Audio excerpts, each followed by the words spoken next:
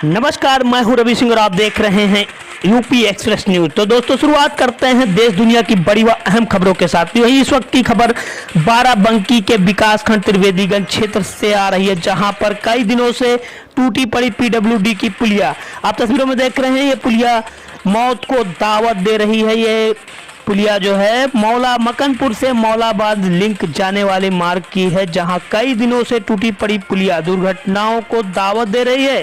ये पुलिया, ये पूरा मामला विकासखंड त्रिवेदीगंज क्षेत्र के मकनपुर से मौलाबाद जाने वाले लिंक मार्ग। ये पुलिया कोई ट्रक आया मोड़न कल रहा हुआ, उससे क्षतिग्रस्त हो गया है, दिन पर दिन टूटती जा रही है।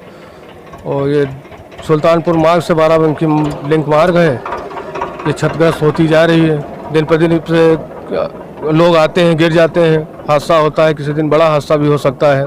कितने दिन हो गया इसको टूटे? लगभग 15 दिन हो गया है। कैसे पड़ी है? ये ऐसे पड़ी है, कोई यहाँ देखने नहीं आया? कोई अभी तक नहीं आया यहाँ देखने। कोई शिकायत किया गया? कोई नहीं अभी। इसकी नहीं की गई? जी नहीं।